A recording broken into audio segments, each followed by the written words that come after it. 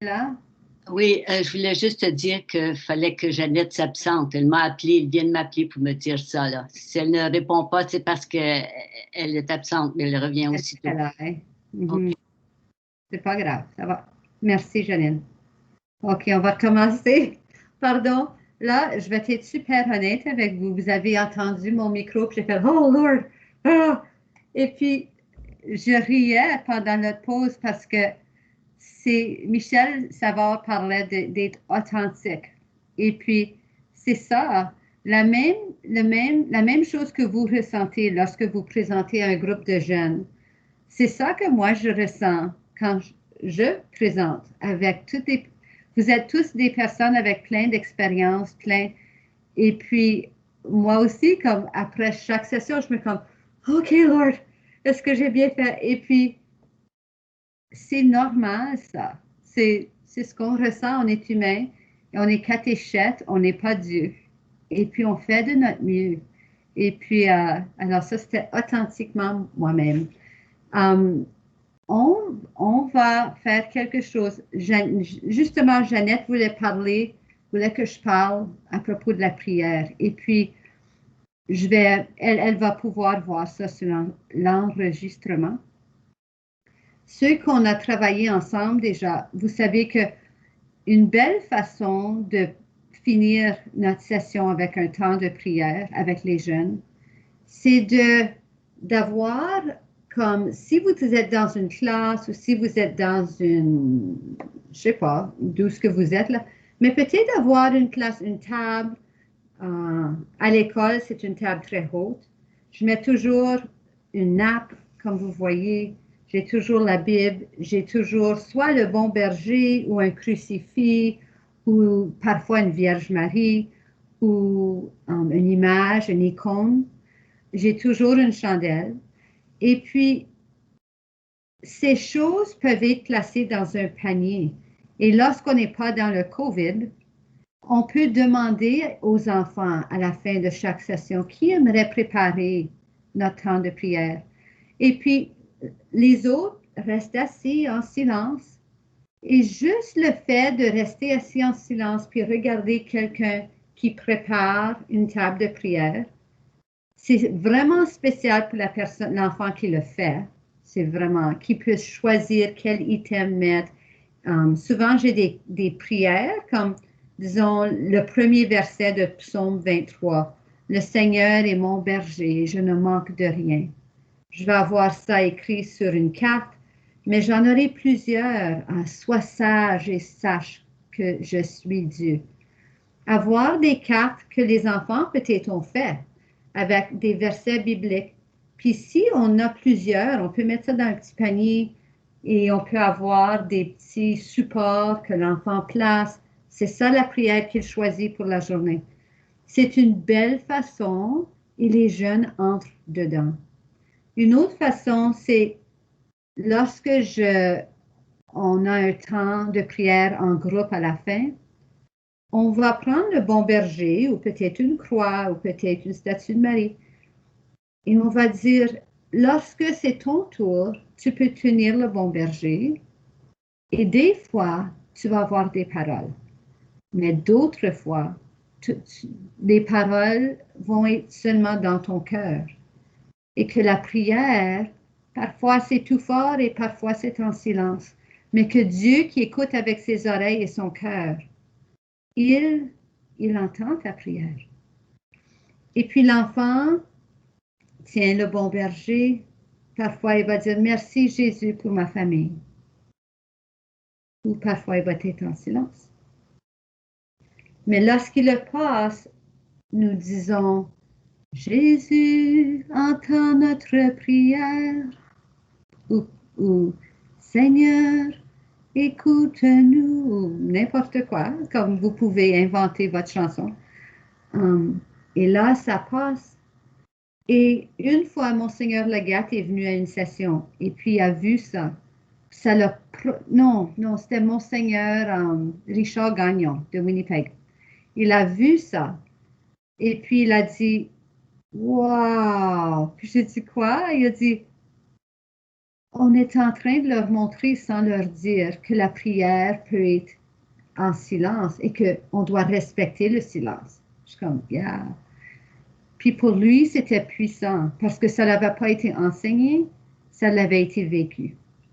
Alors, puis je vais vous dire, il y avait une fois où ce que moi et une autre catéchète, on préparait des jeunes pour l'Eucharistie et que ils étaient comme un groupe vraiment mouvementé, puis on ne savait pas s'il y avait rien pris de notre session. Puis on se sentait comme si on était toujours en train de faire la discipline. C'était pas très priant. Mais quand on a placé notre table de prière et qu'on a pris le bon berger, je les ai invités, c'était le silence complet pendant 22 enfants, sauf la personne qui priait. Les autres, comme pas un mot. Puis elle m'a regardée, puis elle avait des larmes dans ses yeux parce que elle se sentait tellement bouleversée par le fait qu'on avait tellement de discipline à faire. Puis elle a dit, il était là avec nous. Je dis, ah. Alors, s'ils n'ont rien compris d'autre, puis ils n'ont rien rentré d'autre, s'ils ont vécu un moment de prière, c'est tout, right? Ça fonctionne. Passer le berger, est-ce que je le ferais de 9 à 12 ans? Tu pourrais. Je trouve ça moins nécessaire à 9 et 12, mais ça se fait, comme on peut certainement faire cela. Puis aujourd'hui, ce qu'on va faire, je veux vous présenter la parabole, une autre parabole, comme on a fait l'autre fois. Avant qu'on commence, c'est important qu'on ne pense pas de la prière. Moi, j'ai décrit un beau moment de prière. C'est très bien. Mais la catéchèse, tout est prière. Lorsqu'on rentre, lorsqu'on s'accueille, la façon qu'on se regarde, la façon qu'on se parle, vivre ce moment, lire la Bible, tout est prière. Et alors à l'école cette année, puisque c'est une année un peu bizarre, après nos sessions, puis on a fait une présentation, on a partagé. Lorsque je demande aux jeunes, comment voulez-vous prier aujourd'hui à la fin? Juste le silence, madame. Alors, j'allume la chandelle et on est en silence pendant 1 minute. Et alors, aujourd'hui, à la fin de notre présentation, on va faire ça. On va vivre ce moment de silence. Alors là, je vais vous présenter, pour ceux qui étaient là les autres fois, une approche de comment présenter les paraboles. Alors, je vais commencer comme si vous étiez un groupe de jeunes de 9 à 12. Alors, vous vous souvenez, les jeunes, dernièrement, on passe beaucoup de temps à voir les paraboles du royaume de Dieu. Voyons on se souvient de ça. On a vu la parabole de la graine de moutarde. Vous vous souvenez, cette petite graine qui devient tellement grande. Puis là, je vais poser la question, qu'est-ce que vous vous souvenez à propos de cette parabole? Et puis, ils vont dire plein de choses. Quelque chose de petit qui devient grand. Le royaume de Dieu ne finit jamais. Et on a vu une autre parabole aussi, la graine. La graine qui pousse.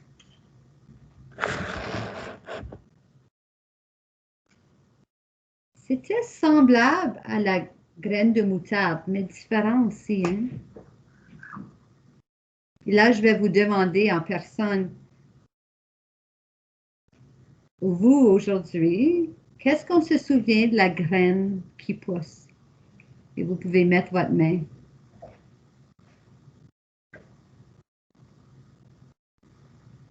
Qu'est-ce qu'on se souvient de la parabole de la graine qui pousse? Colette?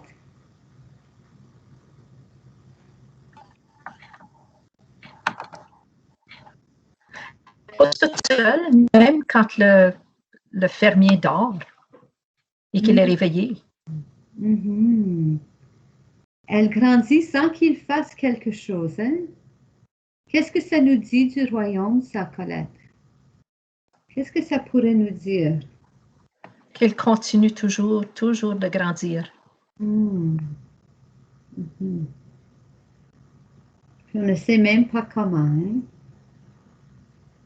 Merci. Puis on a vu une autre parabole aussi. On a vu la parabole de la perle précieuse. On se souvient de quoi de cette parabole? Qui se souvient?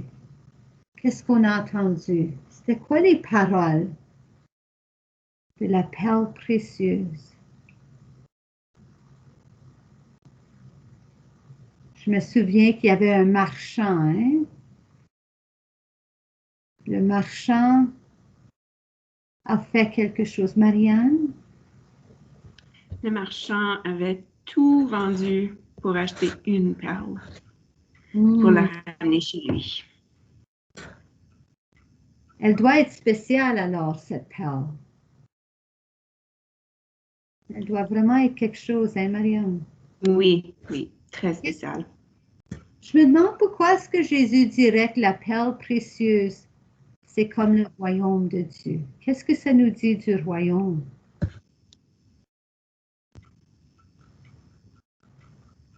Mais le marchand, c'est peut-être Dieu et les perles, ça peut nous représenter. Ah, alors nous aussi, on est précieux. Mhm. Il doit beaucoup nous aimer, hein? Aujourd'hui, on va voir encore une autre parabole. C'est la parabole du levain. Et puis ici, j'ai du levain dans le contenant. C'est difficile à voir. Mais le levain, on se souvient que c'est quelque chose qui est utilisé lorsqu'on fait du pain. On va écouter les paroles pour voir ce que Jésus nous dit aujourd'hui.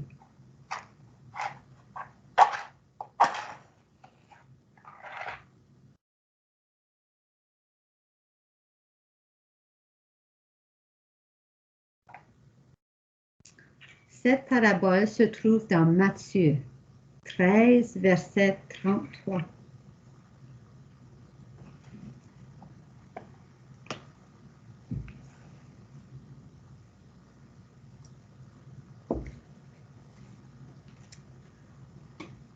Jésus utilise pour eux une comparaison.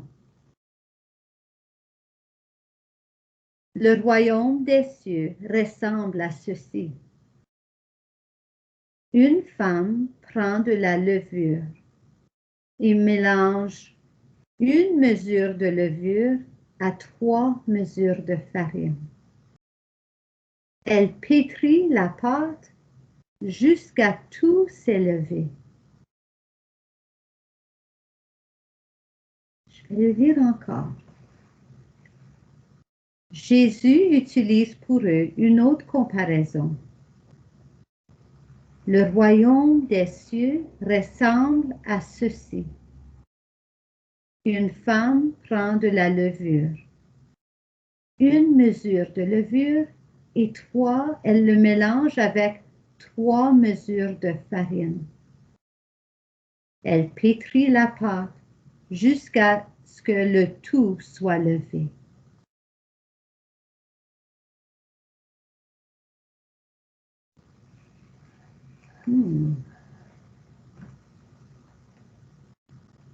Qu'est-ce que ça nous dit du royaume?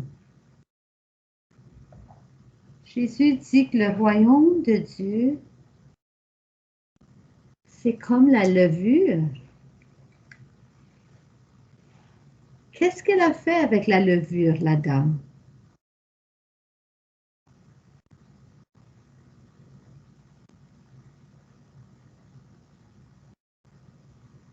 Colette? Elle l'a mélangé avec de la farine.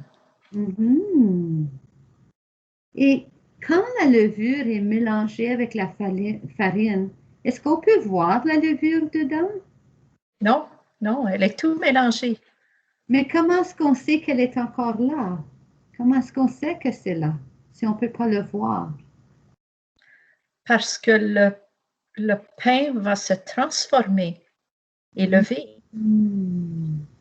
Alors la levure change le pain, Oui, oui, il le transforme. le transforme. Je me demande pourquoi est-ce que Jésus dirait que le royaume de Dieu est comme ceci? Je dirais que ça nous transforme aussi. Ah. Les paraboles, la connaissance de Dieu nous transforme. Alors nous, on est transformés. Oui, Wow! Est-ce que nous faisons partie de ce royaume de Dieu? oui,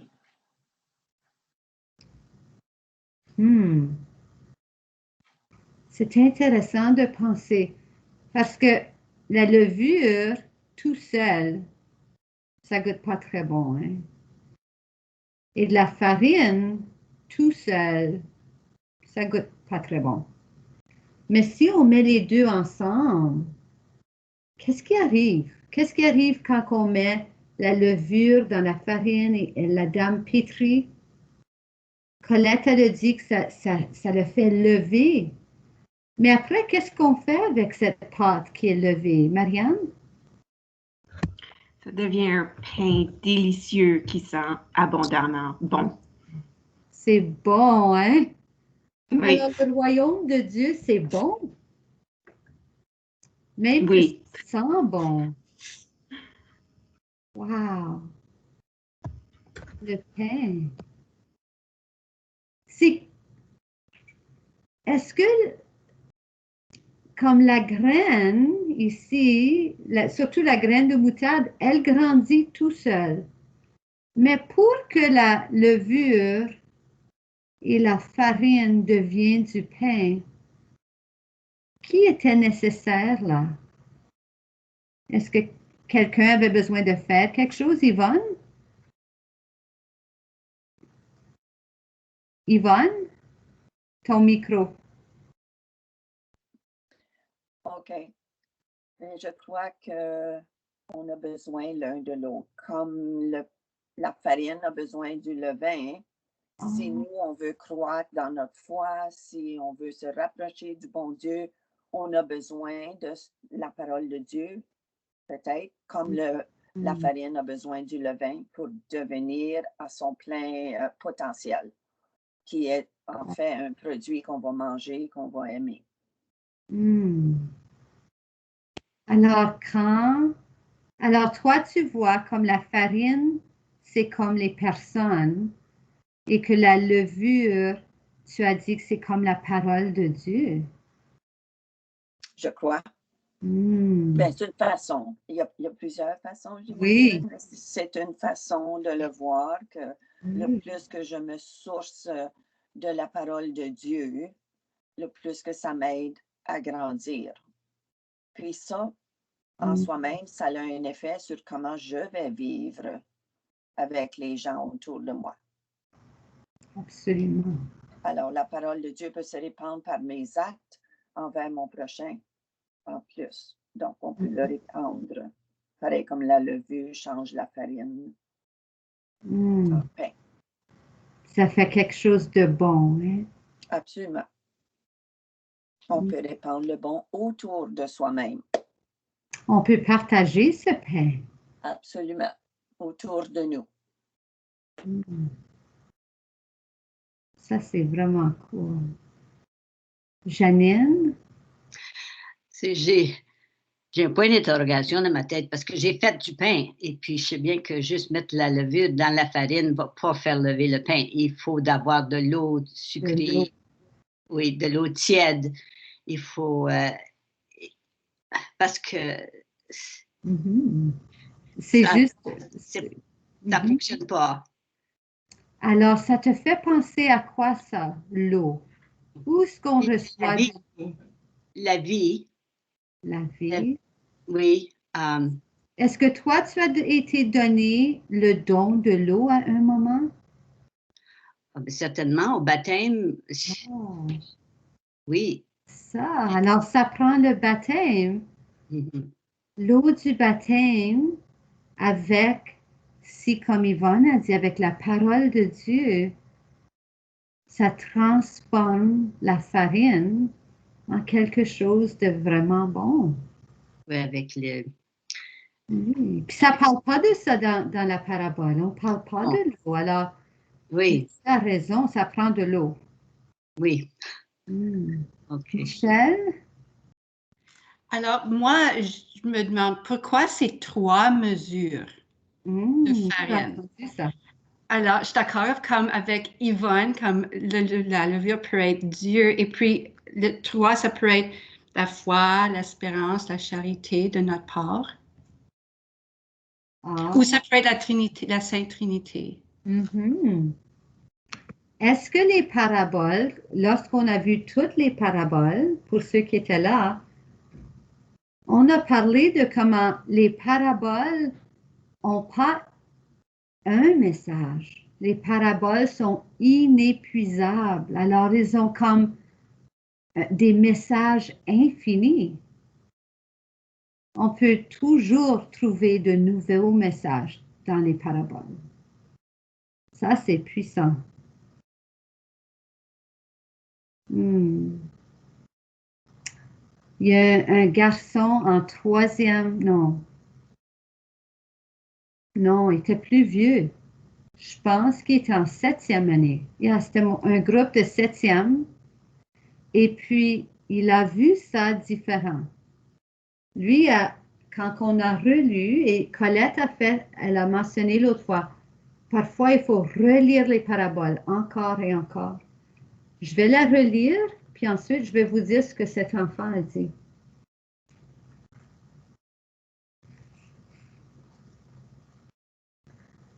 Jésus utilise pour eux une autre comparaison. Le royaume des cieux ressemble à ceci. Une femme prend de la levure, une mesure de levure, et le mélange avec 3 mesures de farine. Elle pétrit la pâte jusqu'à ce que le tout soit levé.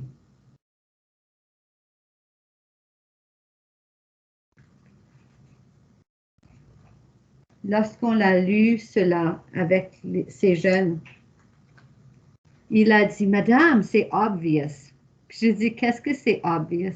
Il dit, dans le bol, la première chose qu'elle a mis, c'est la levure. Puis Janine et moi, comme ceux qui font du pain, savent qu'on ne met pas la levure en premier. Mais lui, il reflétait ce qu'il avait entendu. Alors, il a dit, Madame, il a mis la levure en premier. Ça, c'est Dieu. Au tout début, il n'y avait rien d'autre. Il y avait juste Dieu. Et ensuite, on a mis la farine. Puis la farine, c'est tout le reste. C'est comme la création, puis les humains et toutes les choses que Dieu a fait. Ça, c'est la farine. Puis il dit, quand on le mélange, on ne voit pas le levain. Mais c'est ça qui fait marcher toutes les autres choses. Puis, le mec qui le disait, c'était en train d'être proclamé à travers de lui. On a entendu ça d'autres fois. Le Saint-Esprit travaille par l'enfant et il est presque étonné de s'entendre le dire. Tu sais? Moi, j'étais comme, wow, OK, comme, j'ai jamais pensé à ça comme ça. Il dit, oui, il dit, Dieu est au centre de tout. C'est lui qui fait que toutes les autres choses fonctionnent. Puis ça touche à tout, puis ça change. Puis là, il était comme, puis là, la fille à côté de lui a dit, elle a dit, ah, moi, je le vois pas comme ça. Puis j'ai dit, mais comment est-ce que toi, tu le vois? Puis elle a dit que la femme, c'était Dieu, la farine, c'était le monde, et nous, on était la levure. Puis un peu comme Yvonne a dit, Dieu nous met dans la farine et le mélange, puis on est censé de faire quelque chose dans le monde pour le changer. Mais là, elle a presque 13 ans. Right? Donc, on voit que sa conscience morale, puis je pense qu'Yvonne, tu travailles avec les jeunes de cet âge-là, sa conscience morale, elle est vraiment en train de se développer, puis l'autre aussi, tu vois qu'il est vraiment en train de voir que c'est Dieu au fond.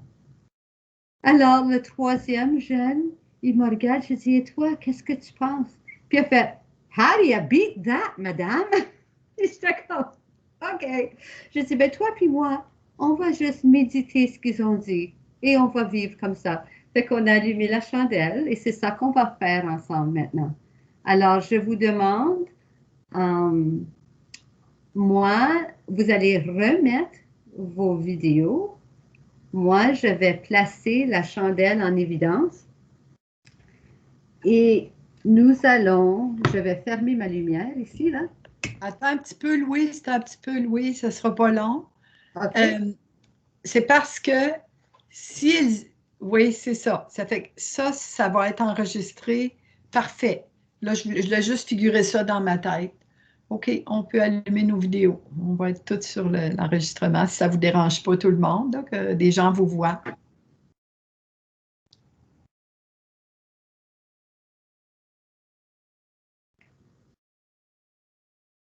Oui, c'est ce que je t'enlève dans évidence ou je te laisse en évidence? Tu peux m'enlever, mais tu peux garder la chandelle en évidence. Ça serait beau. Alors, on va juste prendre 1 minute à être en silence et laisser Dieu nous parler.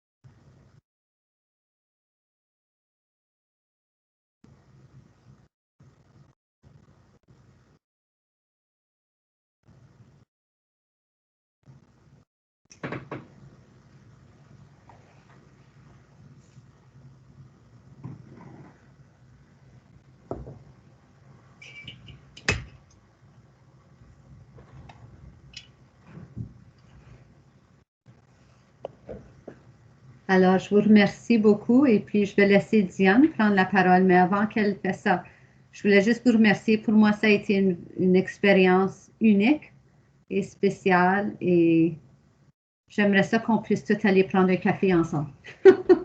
Ça serait vraiment le fun.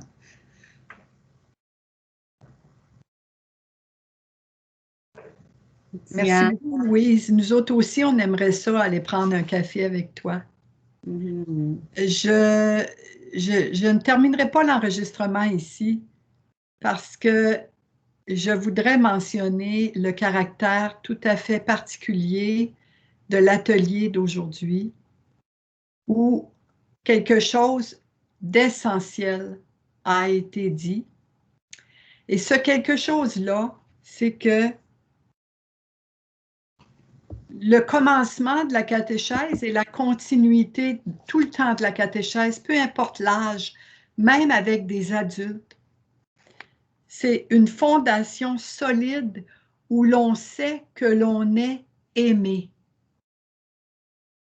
Et c'est là-dessus qu'il faut travailler beaucoup à n'importe quel âge. Parce que c'est pas toujours évident dans la vie de croire qu'on est aimé comme on est par Dieu. La conscience morale doit être ancrée dans l'amour. Et la morale devient alors un oui d'amour, une réponse d'amour à une personne dont on se sait personnellement aimé gratuitement et infiniment. Un de mes anciens curés, quand je travaillais en paroisse, répétait « La catéchèse, ce n'est pas apprendre aux enfants à être gentils. » Parce que les enfants et les adultes, nous ne sommes pas toujours gentils. Qu'est-ce qu'on fait quand on n'est pas gentil? Si on pense que suivre Jésus, c'est être gentil, qu'est-ce qu'on fait quand on n'est pas gentil? On se culpabilise et on lâche, puis on va chercher l'amour ailleurs.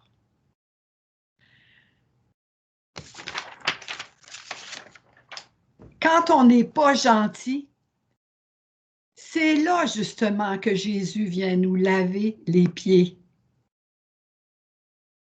Il vient nous laver de nos maladresses, de nos faiblesses, de nos mauvais coups, de nos échecs. C'est là qu'il peut venir nous laver les pieds. Alors, c'est l'essentiel du message du salut. On rentre dans ce mystère-là avec la Semaine Sainte. Jésus mort sur la croix pour nous sauver, nous libérer de nos péchés. Alors, ça, l'enfant qui va vivre le sacrement du pardon, il faut qu'il comprenne ça, que justement, il n'est pas toujours gentil, puis il doit aller demander pardon à Jésus. Mais d'abord, il faut d'abord qu'il fasse l'expérience qu'il est infiniment aimé tel qu'il est, gratuitement. Alors, aujourd'hui, Louise, moi, là, je te dis, tout ce message-là, c'est très, très fort. Très fort. Merci beaucoup pour les 4 ateliers, mais aujourd'hui, l'Esprit Saint, je pense qu'il est venu. Il est venu nous centrer sur quelque chose d'essentiel.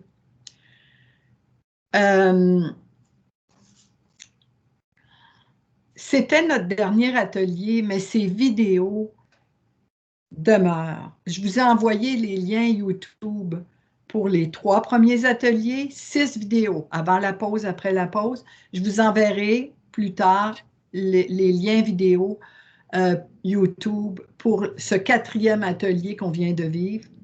Gardez ça, ça va être placé sur le site web dans le catéchèse, sur le site web diocésain.